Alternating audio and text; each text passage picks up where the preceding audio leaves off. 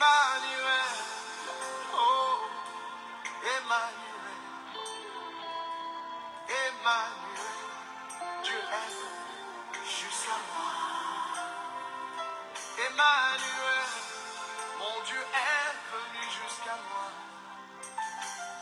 Du haut des cieux, il est descendu aussi bas. Aussi bas. Du haut des cieux, il est descendu jusqu'à moi. Jusqu'à moi. Quel est cet amour? Jusqu'à moi. Quel est cet amour? Quel est cet amour qui te fit venir d'aussi haut? Quel est cet amour qui te fit descendre aussi bas? Quel est cet amour? La paix et la grâce de notre Seigneur Jésus-Christ nous soient données.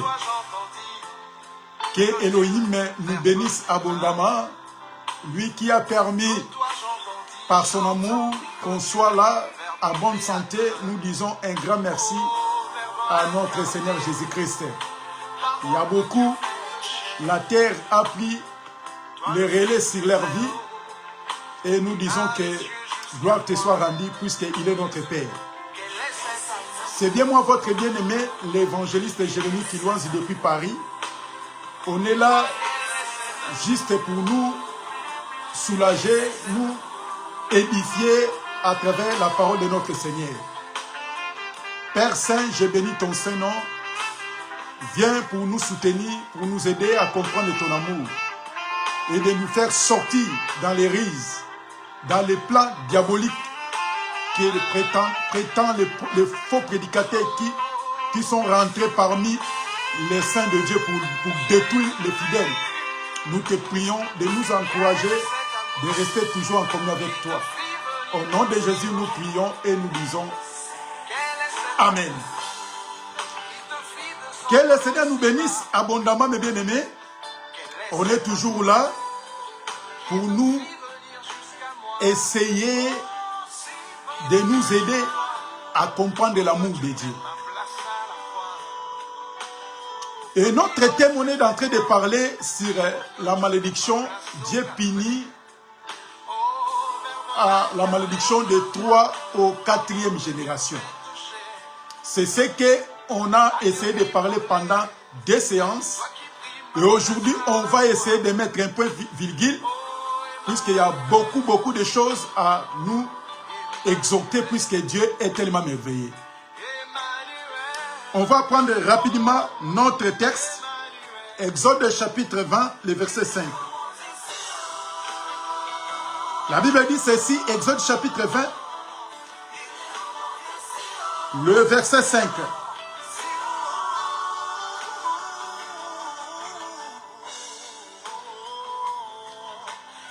Tu ne te prosterneras point devant elle et tu ne les serviras point. Car moi, l'Éternel, ton Dieu, je suis un Dieu jaloux qui punit l'iniquité des pères sur les enfants jusqu'à 3e et 4e génération de ceux qui les haïssent. Donc là, on est en train de nous encourager toujours de comprendre l'amour de Dieu, puisque le diable est tellement compliqué, il ne peut pas nous laisser tranquilles. Il vient toujours pour essayer de nous embêter à travers les faux prédicateurs, afin que nous n'arrivions pas à servir notre Seigneur. Donc, les prédications des malédictions qui suivent les 3 4e générations, et ça dérange tout le monde. Et nous, on n'est pas là pour prêcher les prédications d'intimidation, l'évangile des pères. On est là juste pour nous encourager de comprendre que quand on sert notre Seigneur, on est garanti. Et on est sûr que quoi qu'il arrive, notre Seigneur est toujours au rendez-vous pour nous protéger. Évangile des pères, abat l'évangile des pères. Abat l'évangile qui ne donne pas gloire à notre Seigneur.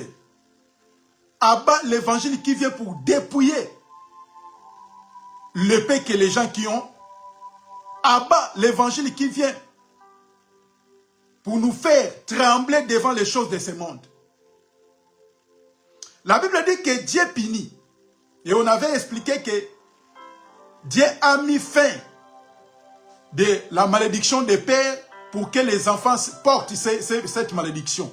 Et la Bible a mis fin sur ça.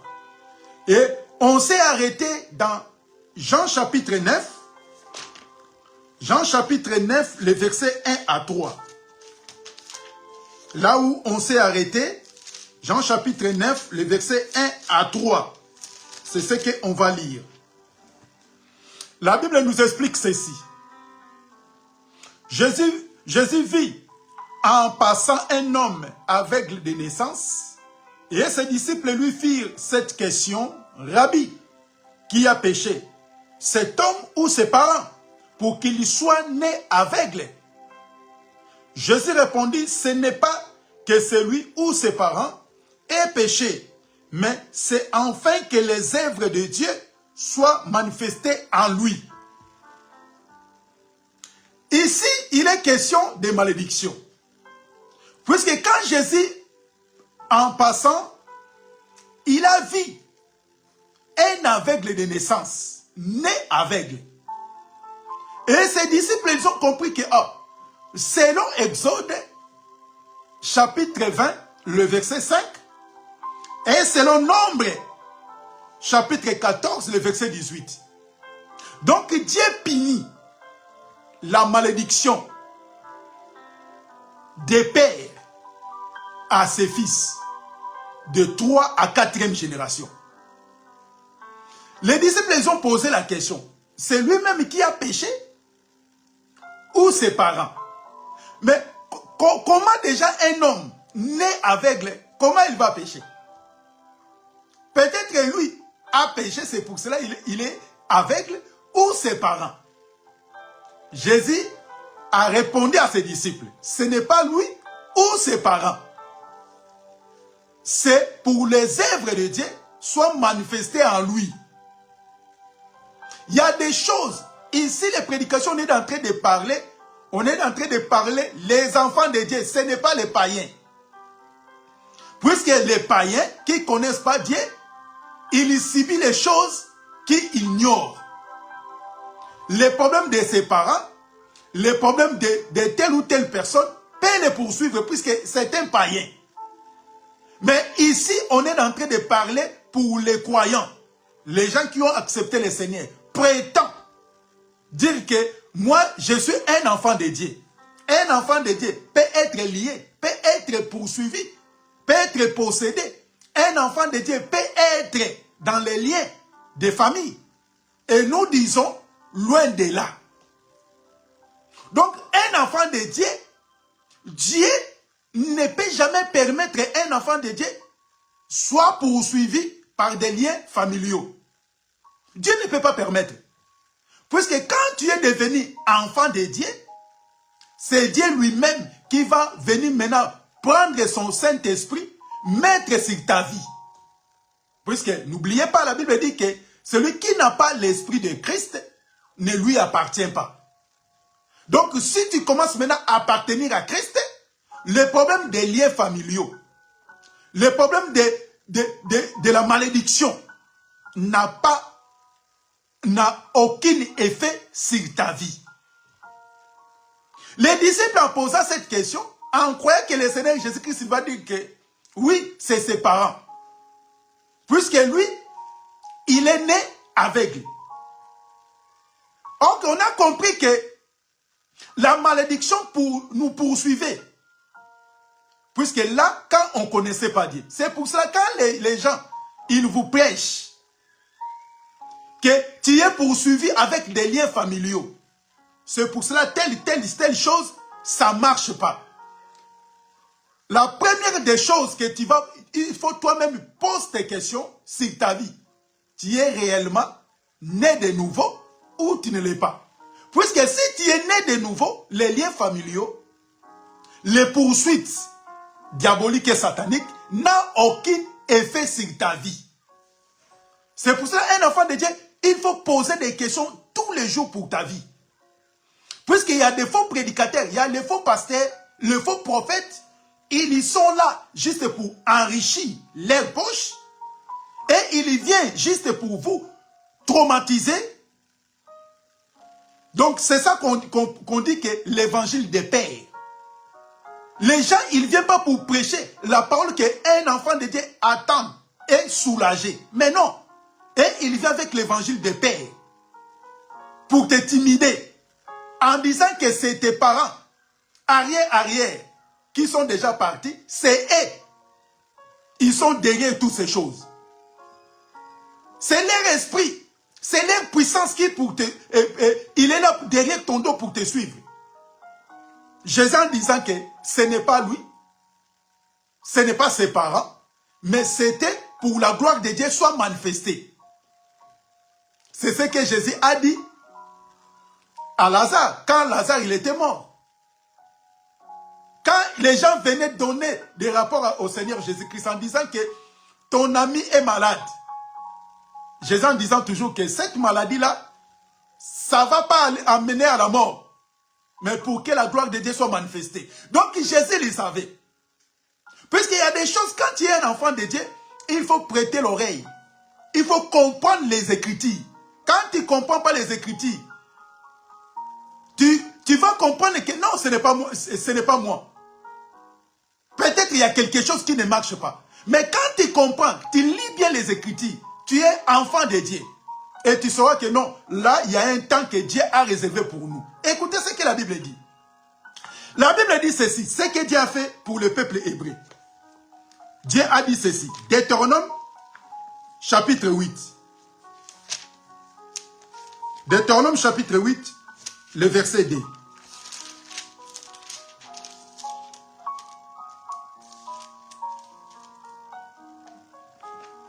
Deutéronome, chapitre 8, le verset 2. Souviens-toi de tous les chemins que l'Éternel, ton Dieu, t'a fait faire pendant ces 40 années dans le désert, afin de t'humilier et de t'éprouver pour savoir quelle était les dispensations de ton cœur et si tu garderais ou non ses commandements. Donc Dieu pour ses enfants, il nous fait passer dans les épreuves pour nous tailler, pour nous arranger à comprendre son amour. Ce n'est pas les liens. Peut-être que comme tu es en train de me suivre, moi, on est là pour parler pour les enfants de Dieu. Celui qui est né de nouveau, rempli de l'esprit. S'il y a quelque chose qui t'arrive, si tu es né de nouveau, ne dis pas que c'est les liens familiaux. Ah, je suis poursuivi. Puisque mon père et ma mère, il a fait ceci, il a fait cela. C'est pour cela que les choses m'arrivent. Non. Un enfant de Dieu, que Dieu a fait sortir dans les ténèbres. Il y a des moments que Dieu nous fait traverser dans les épreuves. Pour nous faire voir sa grandeur. Donc, c'était passé aux enfants d'Israël. Dieu les a fait sortir de l'Égypte. Pour arriver dans la terre promise, c'était 4 jours.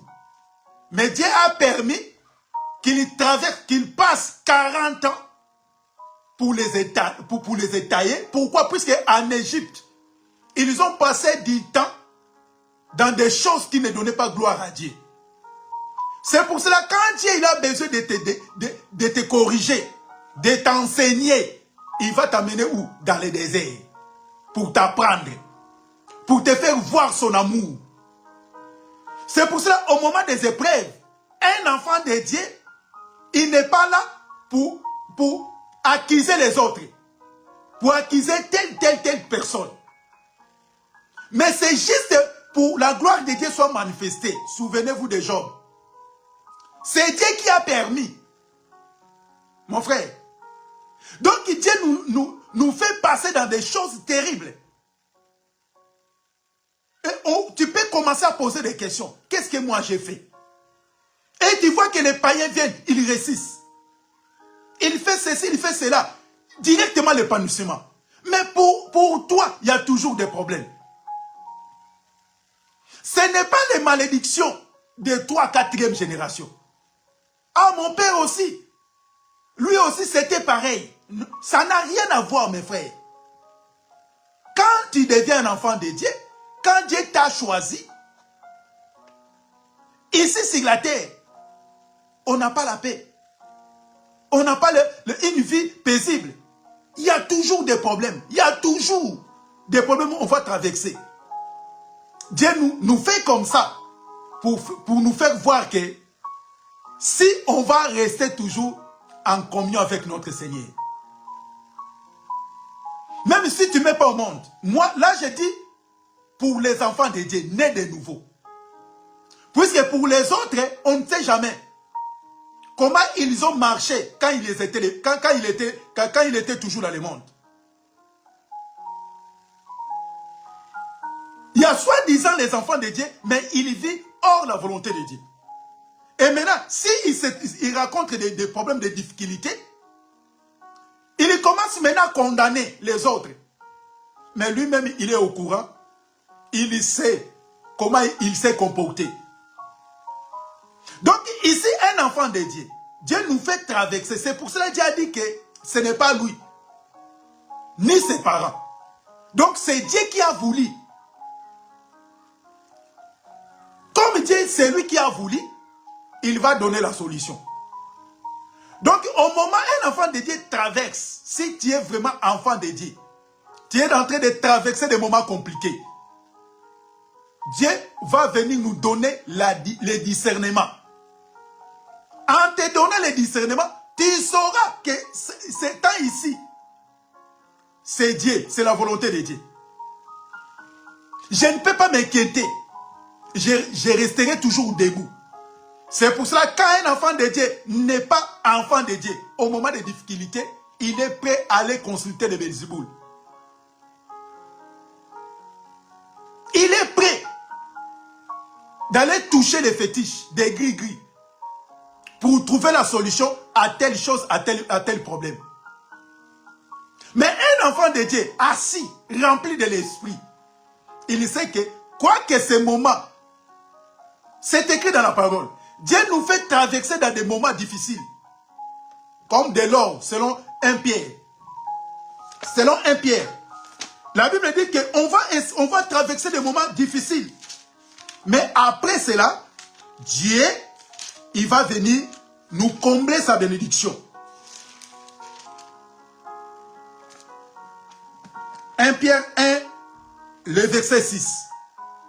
La Bible dit que c'est là ce qui fait votre joie. 1 Pierre 1, 6. C'est là ce qui fait votre joie. Quoique maintenant, puisqu'il faut, vous soyez attristés pour un peu de temps par diverses épreuves. Le verset 7. Afin que l'épreuve de votre foi, plus précieuse que l'or périssable, qui cependant est éprouvé par les faits, et pour les résultats, la louange, la gloire, l'honneur, lorsque Jésus-Christ apparaîtra. Donc Dieu nous fait vivre des choses comme ça. Un enfant de Dieu, on est en train de traverser des moments difficiles, des moments compliqués. Mais sachez-le bien, Dieu, il sait. Au moment opportun, Dieu va s'élever pour nous combler ce qui nous dérange. Même si tu es malade, même s'il y a un problème, ça ne va pas. Un enfant de Dieu, jamais ne va dire que cette maladie-là, c'est le démon qui a mis sur mon corps. Enfant de Dieu, né de nouveau, rempli de l'esprit. Il croit que cette maladie, c'est le démon qui a mis ça sur mon corps. Comme je souffre comme ça, c'est ma famille. Puisque le prophète m'a dit, puisque comme c'est toi qui contribue, qui donne, tu soutiens beaucoup tes parents, c'est eux qui ont fait ça. Un enfant de Dieu, il y croit à cela. Mais moi, Si, exemple, je traverse des moments compliqués, des moments difficiles, et je regarde autour de moi, je regarde ma vie, je suis toujours correct avec mon Dieu. Ah, là, je vais comprendre que là, c'est Dieu qui est en train de m'enseigner, de m'instruire. Et je vais rester toujours debout. C'est pour cela, Job n'a jamais régné le Seigneur. Quoi qu'il y a des difficultés, quoi qu'il y a des problèmes. Un enfant de Dieu, il n'est pas là pour inculper les autres, pour accuser d'autres personnes. Un enfant de Dieu, nous, ce n'est pas ça notre évangile. Et laissez-les d'accuser les autres, de créer toujours des problèmes. L'évangile des pères. Comme tu mets pas au monde, c'est tes parents, c'est ta tante, c'est ton oncle. Un enfant de Dieu baptisé, rempli de l'esprit, il y croit à ces choses. Donc s'il n'arrive pas dans son foyer, il est là juste pour accuser les autres. Si nos parents ont mangé des raisins verts, c'est leur problème. Et moi, je n'étais pas là. Quand il faisait ces choses pareilles, je n'étais pas là. Quand je suis venu en Christ, j'ai commencé une nouvelle vie avec le Seigneur. Donc les choses anciennes sont passées. Maintenant, je suis maintenant en Christ Jésus. C'est lui, mon Père. C'est lui, ma mère. On reste toujours en communion avec le Seigneur. Ça n'a rien à voir, mes frères. Donc, je suis venu juste pour nous encourager encore. Et l'évangile des pères abat l'évangile des pères. Un enfant de Dieu, tout enfant de Dieu né de nouveau, il faut que tu regardes vraiment ta vie. Si tu ne mets pas au monde, si tu as des difficultés quelconques, tu as des problèmes qui te surpassent, regarde bien ta vie et tu verras, si tu es dans les bons, reste toujours, soyez confiants avec notre Seigneur.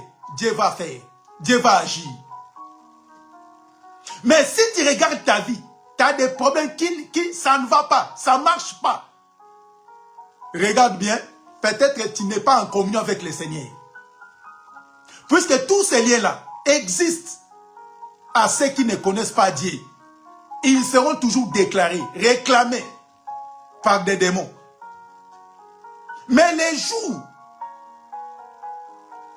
que Christ va te récupérer, la Bible dit qu'il n'y a aucune condamnation pour ceux qui sont en Jésus. Les condamnations familiaux, les liens sataniques, tous ces problèmes-là qui environnent les faux prédicateurs pour demander seulement de l'argent, pour te faire gêner inutilement.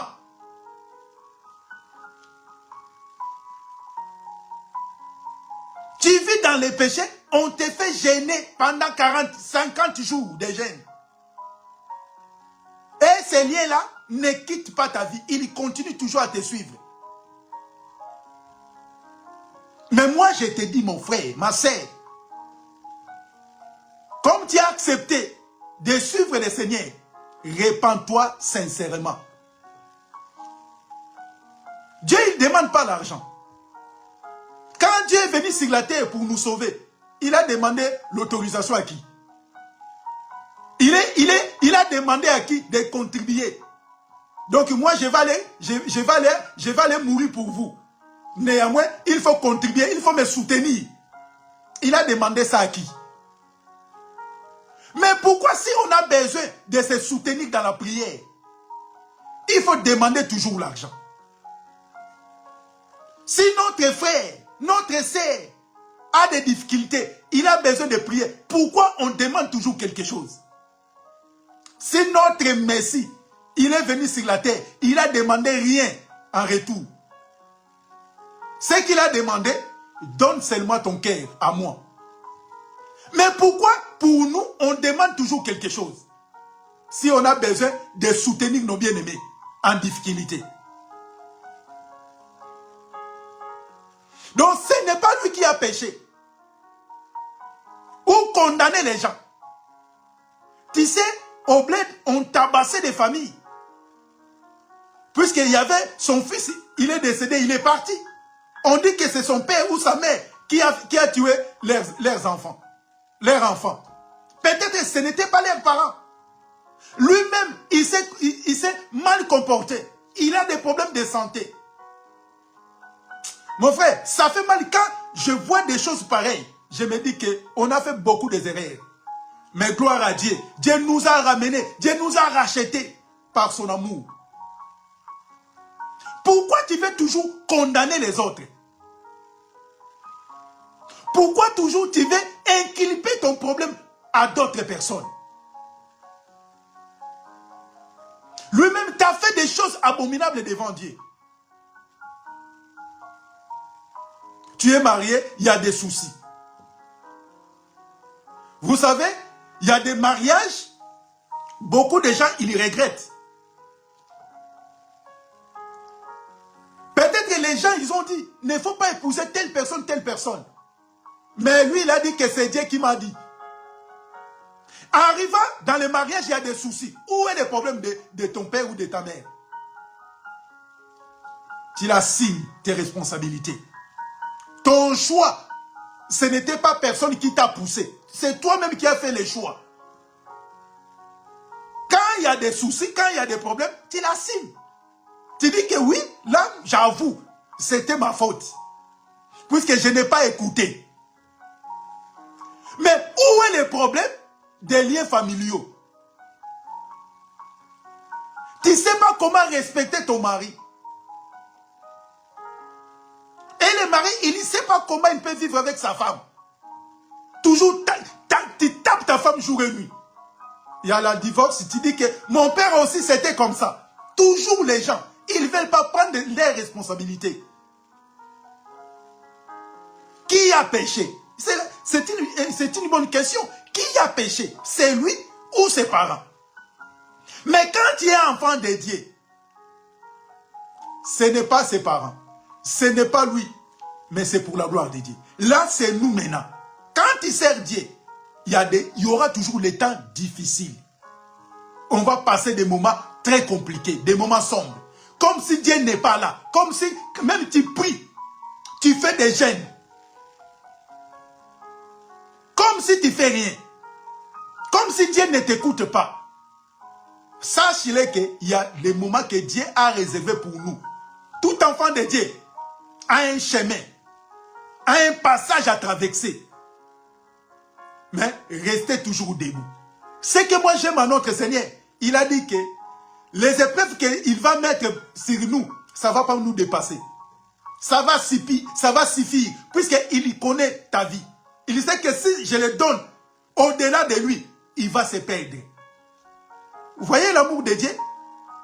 Il sait comment il va équilibrer cette souffrance pour ta vie. Il sait que tu vas s'en sortir, quoi qu'il arrive. Un enfant de Dieu n'a jamais inculpé. Même aujourd'hui, si je veux, Dieu est venu me récupérer. Pourquoi je vais dire que c'est tel qui a fait ma vie comme ça? Non, ça n'a rien à voir. Puisque moi, je vis grâce à notre Seigneur. Et si je vais partir, c'est pour la gloire de Dieu. Dieu a vu que ma mission est finie, est terminée, et je vais partir. Ça ne sera pas les démons, ça ne sera pas les sorciers qui vont venir me détruire. Et en dormant, je suis parti. Ça ne va pas arriver. Même si ça arrive, le Seigneur va m'avertir, va me signaler, et il y aura des signes. Un enfant de Dieu ne peut pas partir comme ça. Donc Dieu a réservé toujours des choses pour ses enfants. Donc la malédiction suit de 3 à 4e génération. Mais écoutez maintenant la bonté, l'amour de Dieu.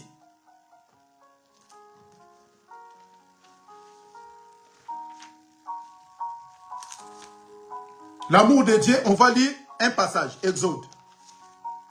Si je trouve ce passage, ça sera génial. Exode chapitre 34.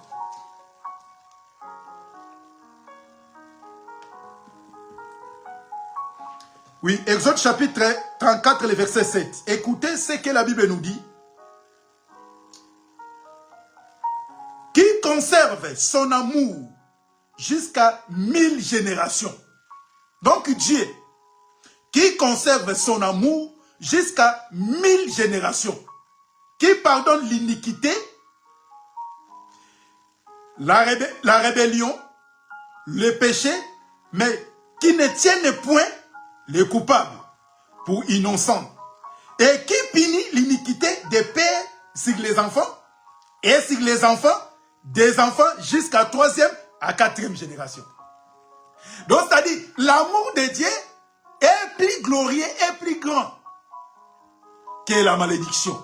Donc, une malédiction se poursuit de 3 à 4e génération, ça prend fin. Mais l'amour de Dieu, c'est pour 1000 générations. Donc, à perpétuité. Donc, quand Dieu est avec toi, c'est pour l'éternité. C'est ça l'amour de Dieu. Quand Dieu te pardonne, il te pardonne. Et il vient encore avec les prédications. Peut-être Dieu, il n'a pas vraiment te pardonné puisque tu as fait des choses, tu as complètement oublié. C'est pour cela, quand tu viens et tu confesses tes péchés, Dieu te pardonne. Et maintenant, ta vie est confiée à Dieu. C'est Dieu maintenant qui a pris contrôle de ta vie. C'est lui qui va maintenant commencer à te contrôler, à te diriger. Maintenant, quand Dieu commence à te diriger, il va te diriger toujours dans des vrais chemins.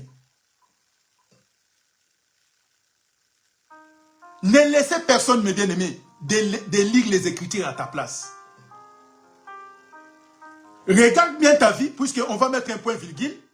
On va encore emprunter des chemins, puisqu'on avait dit qu'on va parler sur parler à langue, on va parler les dîmes, on va parler les hôtels, on va parler aussi les psaumes 51, le verset 5. On est né dans les péchés. On va venir sur tout ça. Puisque les gens, il fait plonger les gens dans des choses abominables sans se rendre compte. Et les gens sont toujours bloqués. Ils se sentent qu'il est toujours bloqué, quoique il est en train de servir le Seigneur. Il est toujours bloqué. Il est toujours poursuivi. Ils ont donné des psaumes à la personne de continuer toujours à lire des psaumes. Ils ont donné de l'eau. Ils ont donné de l'huile. Des sels pour jeter tous les 4 coins de la maison. Mettre de l'huile partout. Puisque les gens sont ignorants, sont devenus les esclaves des hommes. Quand il y a un Christ, il n'y a aucune condamnation. Donc Dieu est venu pour nous libérer, pour nous rendre libres.